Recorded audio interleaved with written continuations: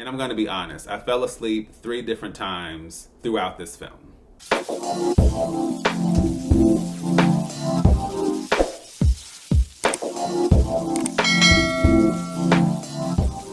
Hey everyone, this is D, Movieman, fellow cinephile, popcorn addict, and emerging film critic, coming to you with reliable recaps, reviews, and reactions. And today I'm coming to you all with, not exactly a review, but I suppose my thoughts on The Bride.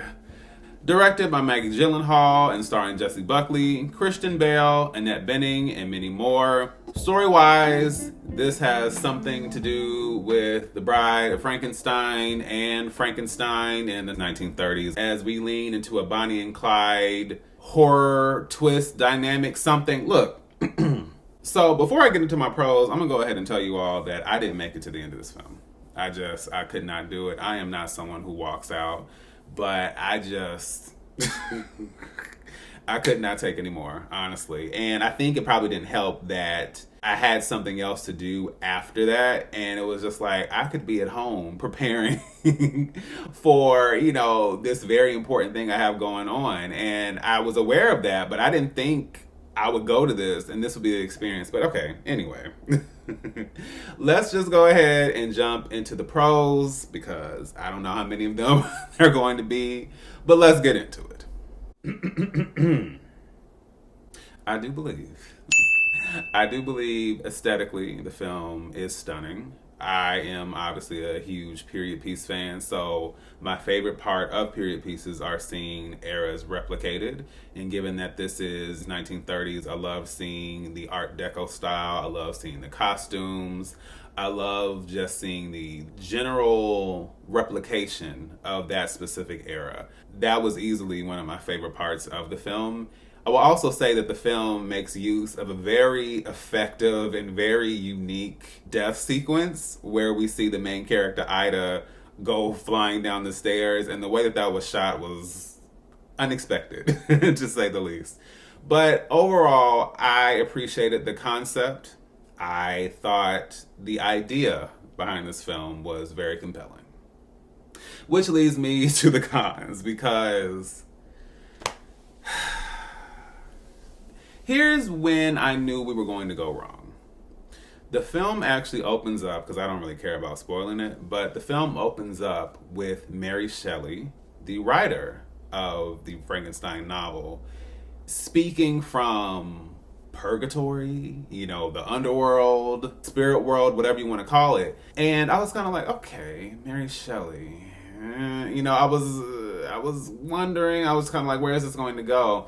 And then somehow or another, the spirit of Mary Shelley possesses Ida, and then Ida meets her demise. And when, of course, she is brought back to life or resurrected by the doctor, then she is something that is in between both and is constantly spouting out monologues and speeches and rhymes and sonnets. And yeah, I'm going to say off the bat, I don't think that was a good idea. Like, if this is going to be The Bride of Frankenstein, then let it just be what it is. Why are we bringing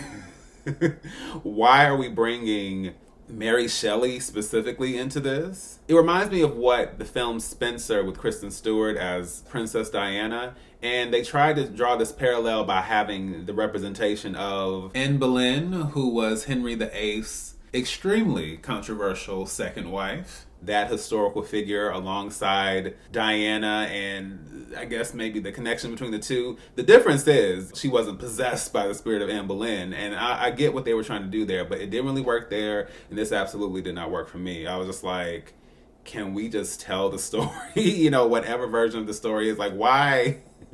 Can we let Mary Shelley rest? Like, I don't understand that choice, and it definitely didn't help this film.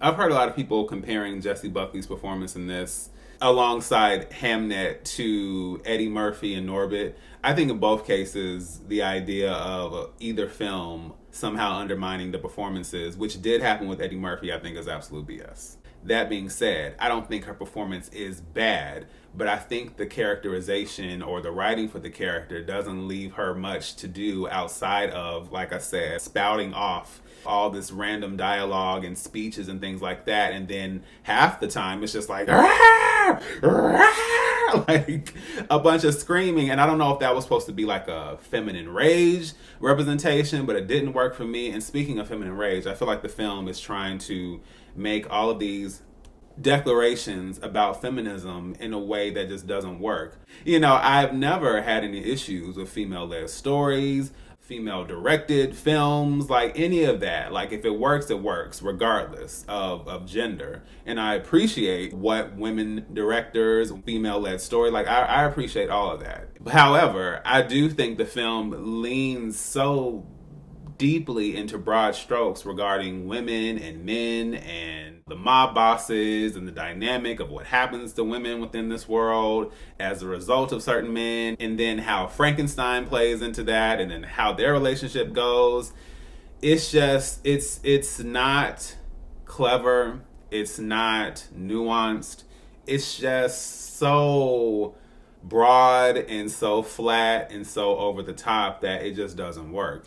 And even when it comes down to the aspect of what the bride represents to some women in society, look, I know how the flapper era came about, you know, so I understand that. And even if you look at Chicago, we know the dynamics of that story and how those women end up operating within the corruption of that society and how it ends up benefiting them in one way and not so much in other ways. But there are ways to tell these stories, is what I'm saying. And I just don't feel like this story came together for me at all.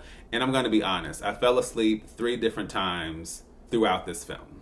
And one thing you have to know about me is that if I fall asleep in a film, 98% of the time it has nothing to do with me being sleepy or tired or late at night, because I can't do super late movies. So it's not that, 7 p.m. is really the cap for me. So that's not the issue either.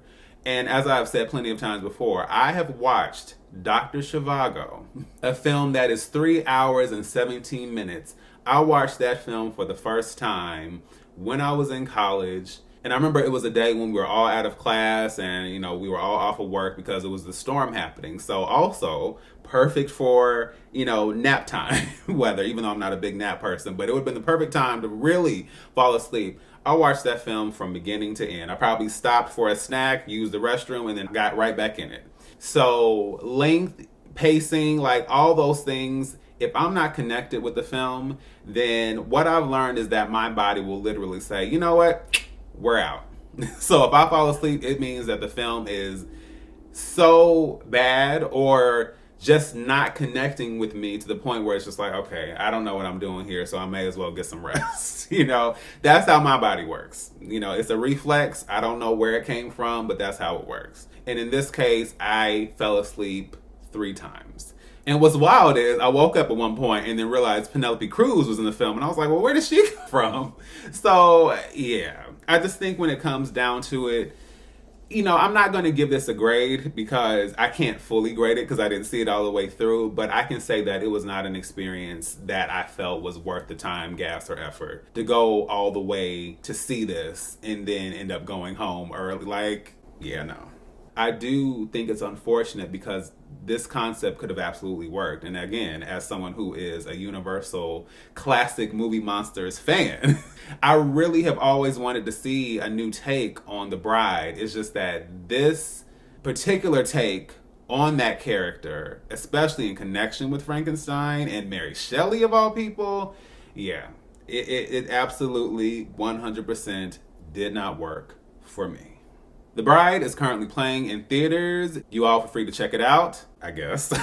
Leave your thoughts below and let me know what you think. So, once again, this is D, Movieman, signing off. And I'll see you at the movies.